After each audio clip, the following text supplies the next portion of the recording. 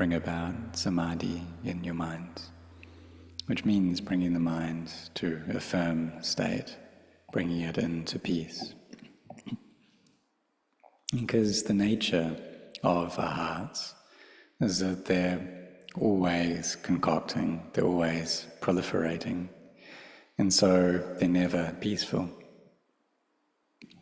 And when that's the case, we don't have sufficient samadhi to be able to understand or see or to know the Dhamma. And the nature of things, of all physical things or mental things, is that they arise, they stay for a bit, and then they cease. But our minds just don't have wisdom to see that because they don't have peace. And so therefore we need to train our minds to become still, to become peaceful, through bringing them to a meditation object and allowing the mind to settle with that. So knowing the in-breath or the out-breath, for example, and we can bring up a meditation word like Buddha along with that as well. But we also shouldn't be too intent to the point where we get stressed. That's also not correct, that we need to make things balanced to get it just right. And so the great teachers, they tell us to practice with letting go, that we're not excessively intent, not striving too much. Because if we are, then that's happening through tanha, through craving.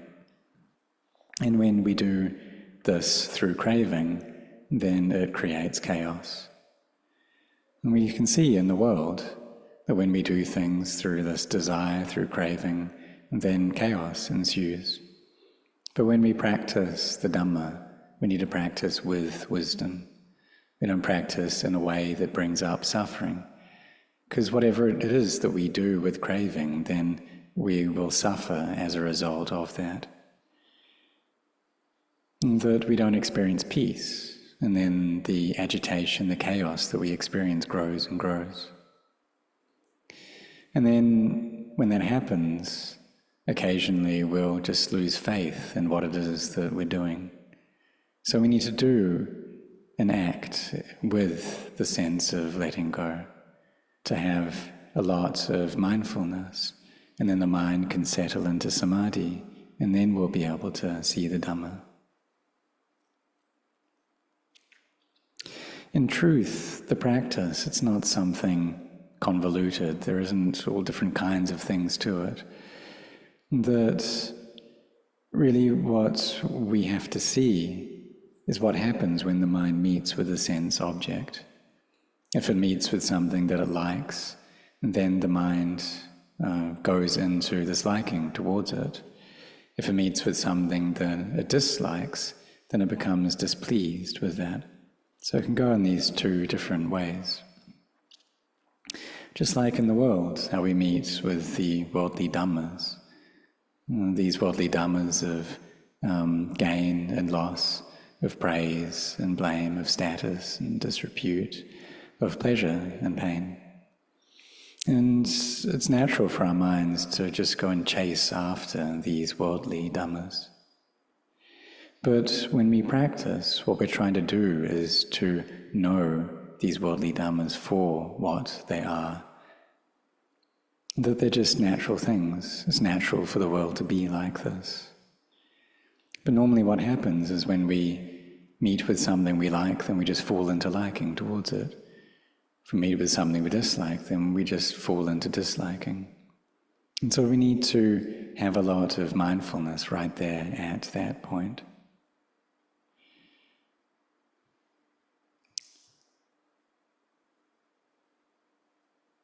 So we should contemplate that whatever the case, whatever happens, our lives and our bodies are not sure things.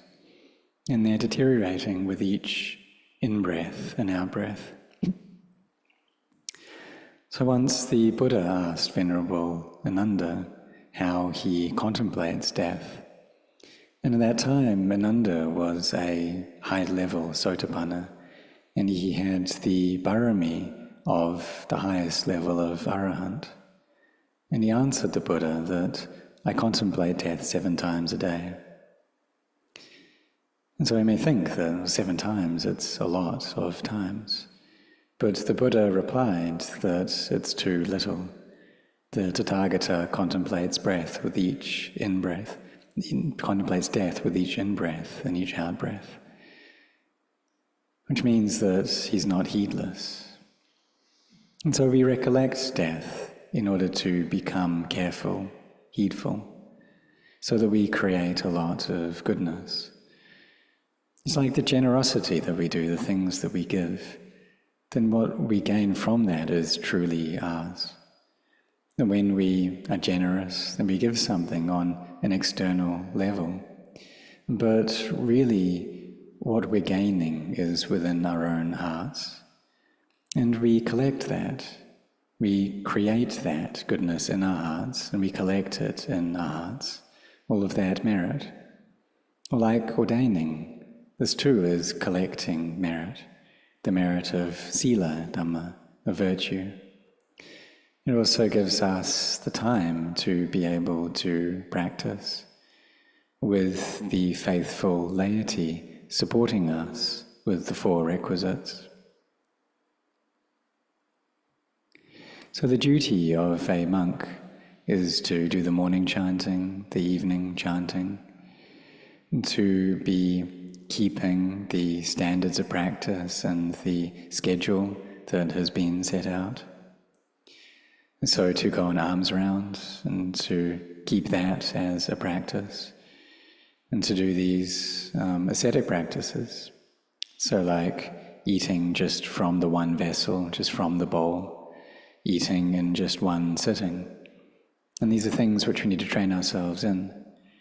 And perhaps as we've carried on, then we start getting slacker and slacker about these things. So we need to bring them up again and train ourselves. And so like eating, it's just one time. We don't eat many times. But it's possible that we let this practice go. We let this aspect of the standards go. And we start becoming slack in it. So we need to train, we need to keep this well. And if many monks are doing it, then it's easy for the rest to be able to do it. And so the aspects of the core ones, so the standards of practice, the schedule are like this, that we don't just follow our own moods, but we keep up these ascetic practices, and that's a barami that we're creating. So like if we just eat the alms food, then we're creating barami. If we just eat at one time a day, then we're creating our barami, and this is something which can be quite difficult to do. If we have become slack in this, then we should come back and contemplate again, and try to keep up this practice again. And so we do this to eat little and not a lot. And that's then a good, suitable state for us to go on and meditate.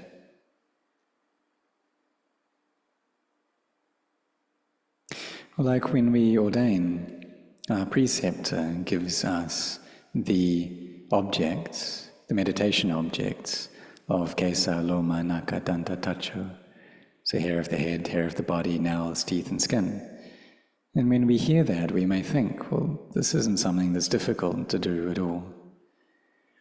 But that's because we haven't actually seen what they are for what they are. And so we need to then try to contemplate them. And Ajahn Chah spoke about this in a very deep way.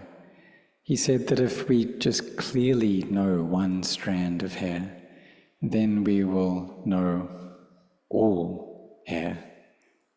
If we just know one glass, then we will know about 100 glasses, 10,000 glasses, every single glass in the world, that we will know it for what it is. And so this body is the same. If we just know about the hair of the head, hair of the body, the nails, the teeth, the skin, how these are not beautiful things, then we will see that all bodies in the world are exactly the same. So we come to contemplate, what is it like? So this hair of the head, what's that like? Is it something that's beautiful? Where does it come from? That it's fed by blood. And we can see how it's changing. Its color changes over time, changes into something which isn't attractive. How it's something that we always need to be washing. If we don't, then the bad smell will come up. Or if there's a glass of clean water and we put a handful of hair in it, then it becomes dirty, that the water becomes oily and we don't want to drink it. Or we put that hair into expensive food and it loses all its value. So we should contemplate, and contemplating like this is kaya sati. And so this mindfulness over the body, contemplating the body. So like the hair of the head, the hair of the body, the nails, the teeth, the skin, all 32 parts. And these outside parts are things that we are able to see with our eyes. It's like the teeth, for example. What are they like? Where are they? And they're constantly drenched in saliva. And really they're just bones. But it's the defilements that teach us that these are beautiful things. That my teeth are attractive, other people's teeth are attractive. But if we contemplate them frequently, then we'll see that really they're not attractive. And that if we don't clean them, then quickly they become covered with bacteria. They start to decay. And so we should contemplate like this. If we don't brush our teeth, if we don't bathe, then this body becomes dirty. And dirty things exude from the skin through the pores. And therefore, if we have a clean robe or clean clothes, and say our sabong, our lower robe, we wash that. And after just one day of being in contact with this body, due to the fat that's exuded through the pores, then it becomes dirty. And so we contemplate like this, how the body's always pushing dirty things out of it. The body's always being pushed towards uncleanliness.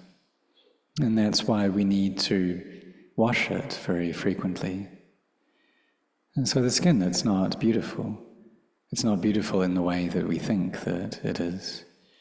And the same thing for the hairs throughout the body, for the nails as well.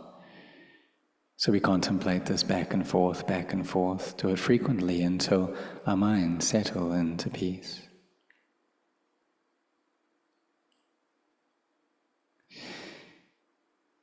Because it's normal for our minds that if we just try to bring it to just one thing, perhaps they won't become peaceful. It can be difficult for us to see that object.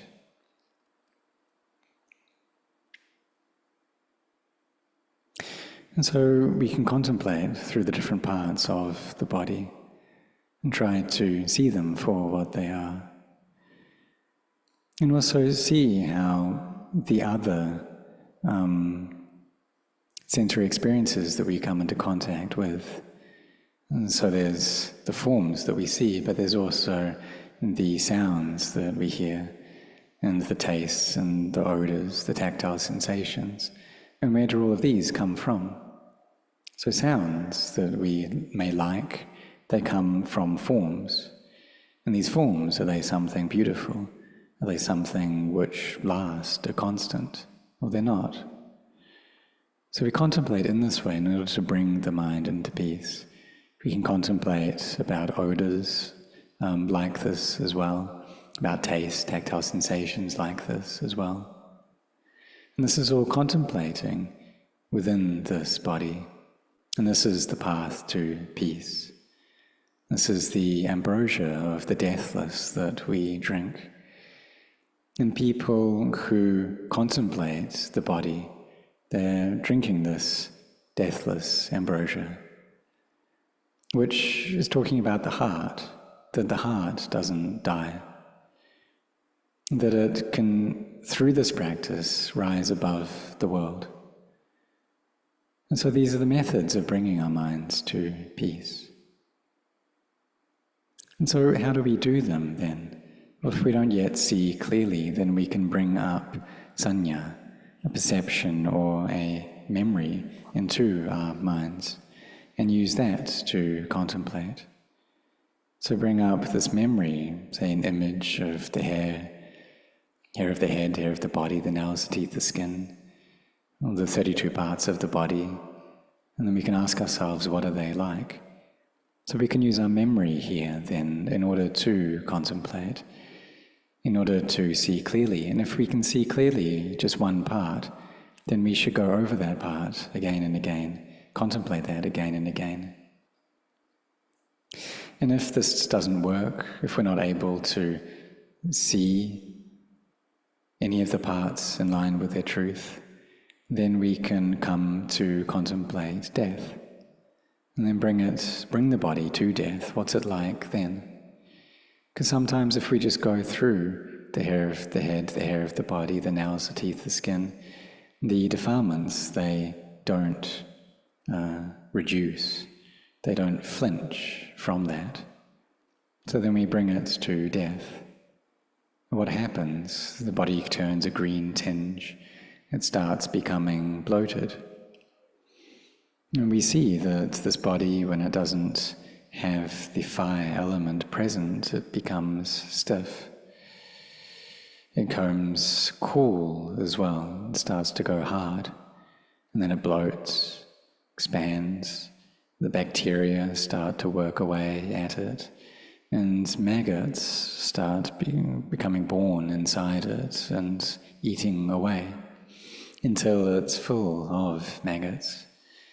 And the body becomes full of these worms and maggots, and various animals, both big and small, come to eat it as their food. And in the end, the bones just scatter about. And even those scattered bones deteriorate and decay. They change and change until they just turn back into the earth element. So we see that when the fire element is gone, the water element goes, the air element goes, and then the earth element decays and decays. And so this all happens by itself. And so we should contemplate and do this again and again, back and forth, and do it until the mind becomes calm and comfortable, at ease. Until there's this feeling of lightness within the body and the mind.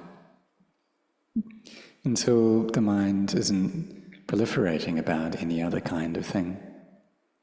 So maybe we have to go through it a few times for that to happen, maybe 2 times, 3 times, for the mind to become still.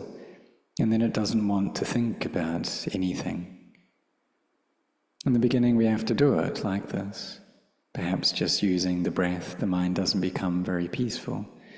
And so we bring up our memories and perceptions then, until it becomes better.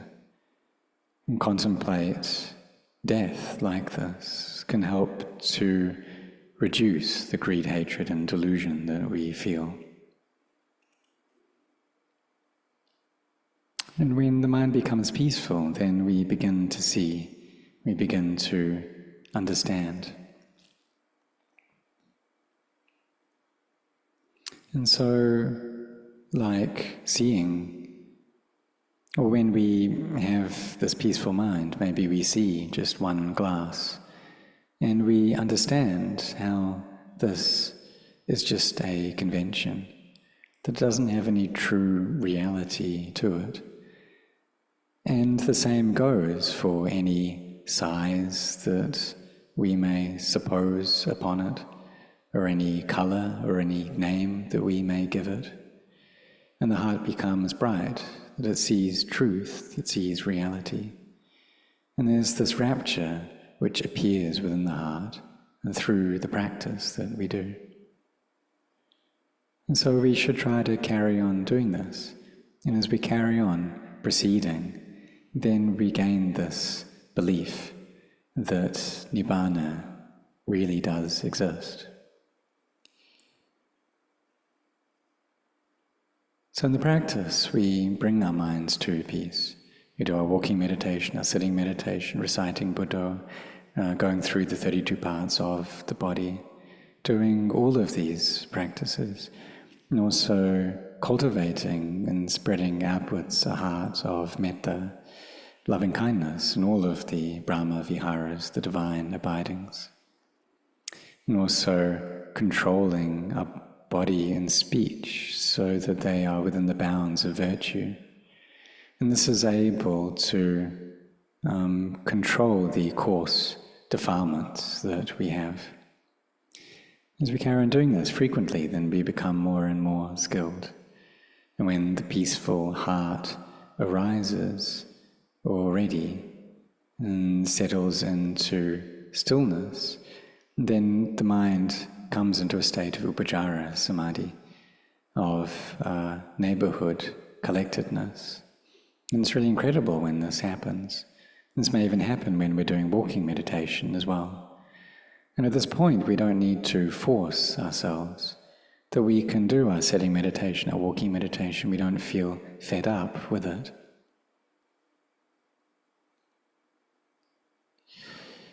So the awakened teachers, what they have instructed is that when the mind settles into peace, then come to contemplate the body.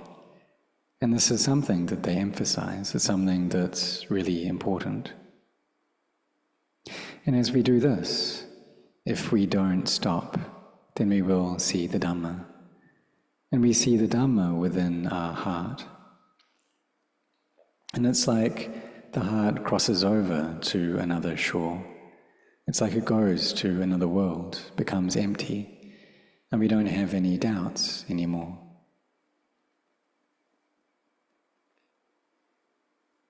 Perhaps we read in the scriptures that if we contemplate death, all we're able to get from that is upajjhara samadhi, this neighborhood samadhi, and recollecting the Buddha, all the different methods of, or meditation objects of recollection, that all they're able to do is bring us to upajjhara samadhi.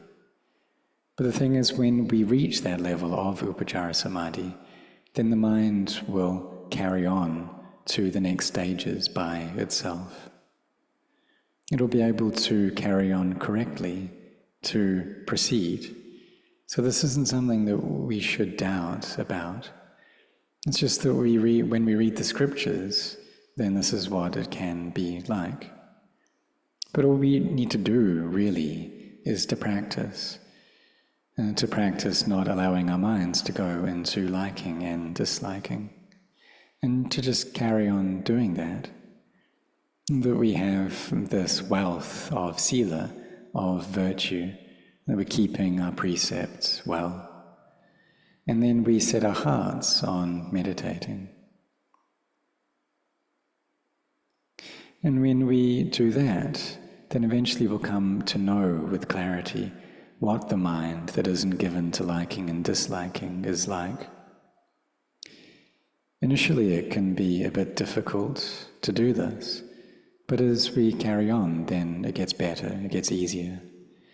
And we'll meet with this heart which is peaceful, which is at ease.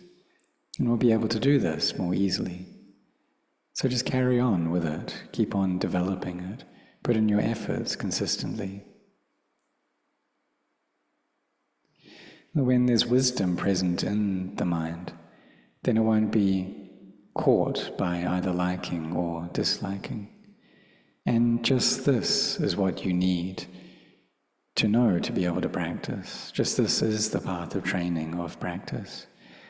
But if we read the scriptures, then there's all different kinds of things.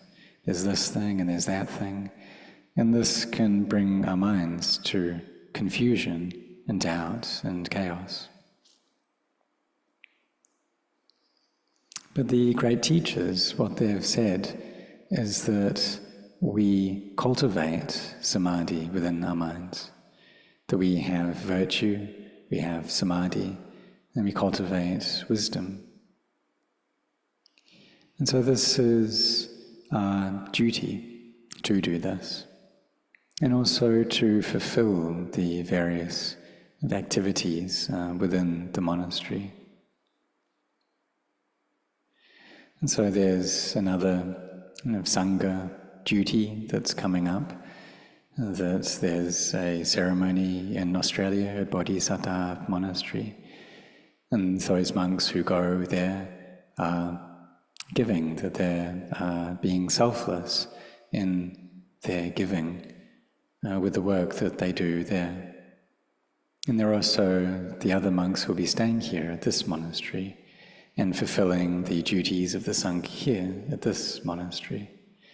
And so they depend upon each other, that the monks who go off, they depend upon the monks who stay here to fulfill the duties here. And so both the monks who go, that they're fulfilling the duties, and they're ones who have a good level of kawat, of keeping the standards. But no matter the case, whether we stay or we go, we should have mindfulness with what we are doing. And also to be fulfilling duties of meditating, of cultivating our minds, of bringing about samadhi.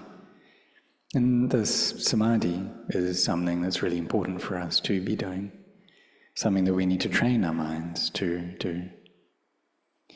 That we shouldn't be careless, thinking that I'm not yet old.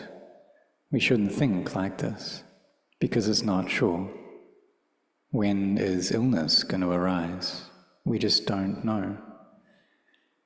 But for now, we are strong, so we should use that strength of body to do our walking meditation and sitting meditation, to be fulfilling all the various aspects of the schedule and the standards, and to not just let that go.